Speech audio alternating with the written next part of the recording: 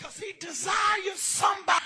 When we put Samson on the panoply of psychology, what I discovered is Sam ain't after them for lust.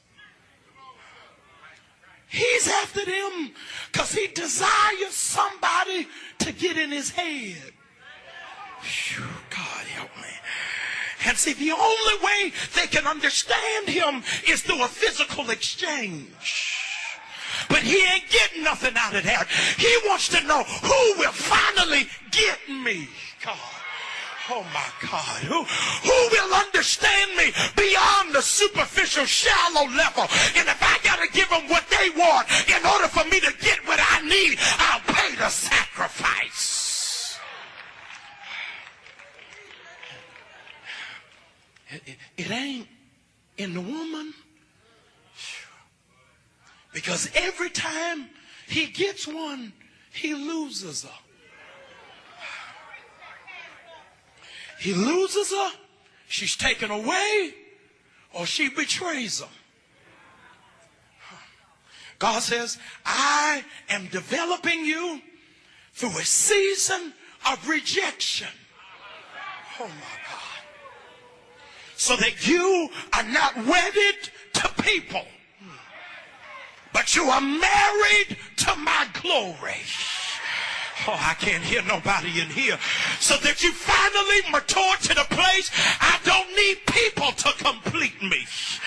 But Lord, whatever you do, please don't take, God, I feel something in this room, your power away from me. Anybody done come to the place where you don't see enough people come in and out of your life, where you say, Lord, just tabernacle with me, and it don't matter who leaves.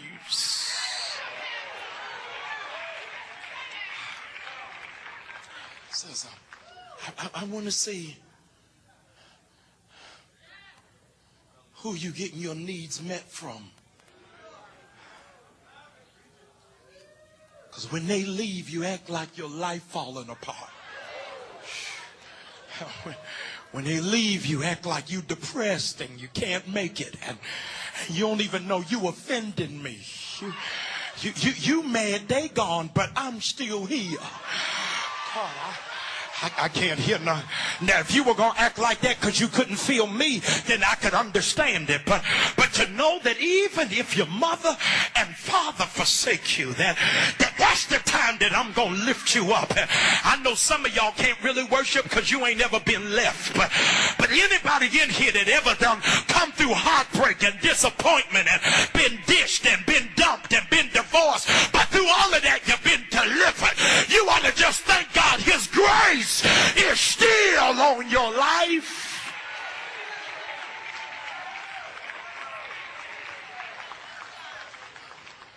I'm almost done. He says, Lord, I'm crying out to you because I'm thirsty. I feel like I got to get this need met. That itch is coming back. I've been strong for a minute. At first, I wasn't returning the calls. Now I just text. Y'all ain't talking back to me.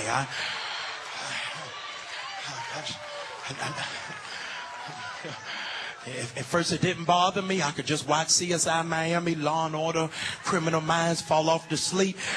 Now I'm up after that's off. I can't hear nobody in here. And I'm trying to figure out, Lord, you're going to have to put me to sleep. I'm wide awake thinking I'm hearing stuff in the house. I'm checking the door and ain't nobody knocking. I can't hear. I keep looking at my phone. Ain't no messages nowhere. And God says, do I have your attention now?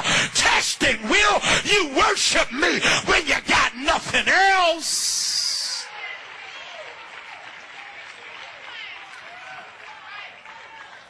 And when he cried out to God, I'm in verse number 19. The Lord carved into a rock and found the hollow place in a stone. Why'd you do that, Lord?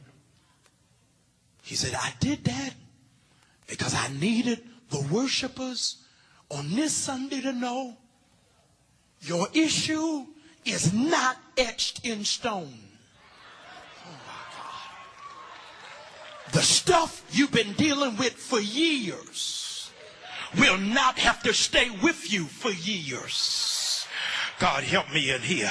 He says, I am getting ready to give you a fresh sheet that you getting ready to start your life all over again.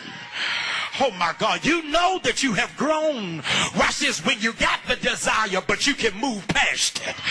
God, I can't hear nobody in here. You know that you done matured in God. It ain't that you don't got weaknesses and moments, but you ask yourself, is this really worth it for me to sacrifice for these 23 minutes? I can't hear nobody. I got to wait on something greater than this.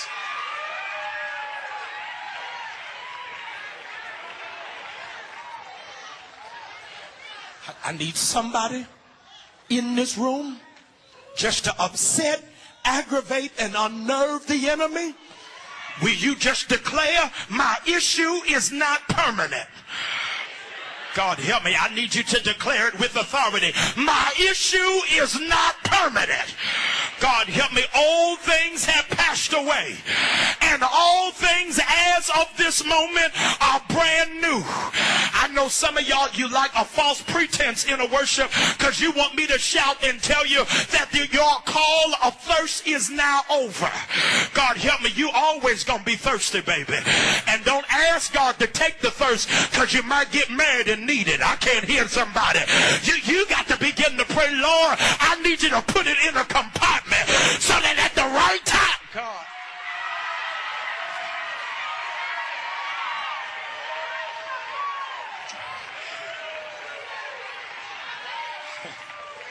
Oh my God. He says, I am making you stronger. God, I'm not sure if I should make this announcement, but I hear God telling me, I am making you stronger than your greatest weakness. God, I just missed the body of Christ. Can I say it to you again? I said you are stronger than your greatest weakness. Now, those of you who don't have any vices, you don't have any temptation, you don't have any vulnerability, you don't have no weaknesses, this is not your message. But if you just felt like God just injected you with power, I dare you to just give God glory like you are stronger than your greatest weakness.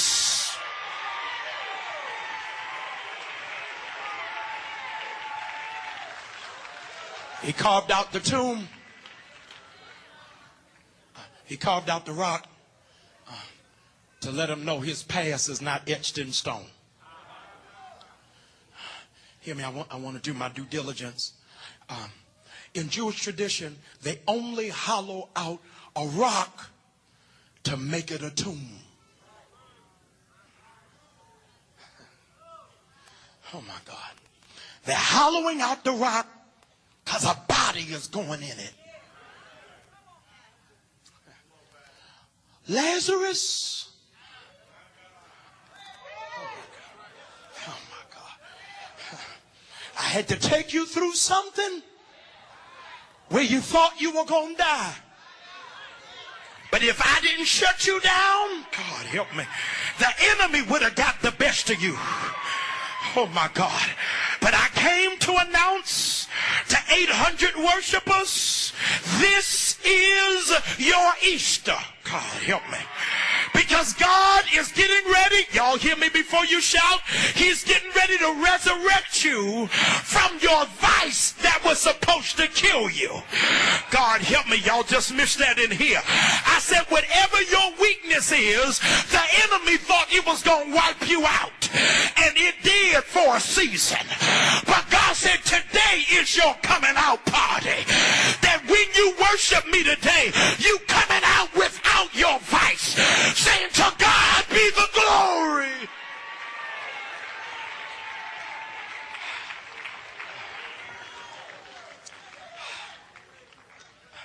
Be seated, and this is the last time.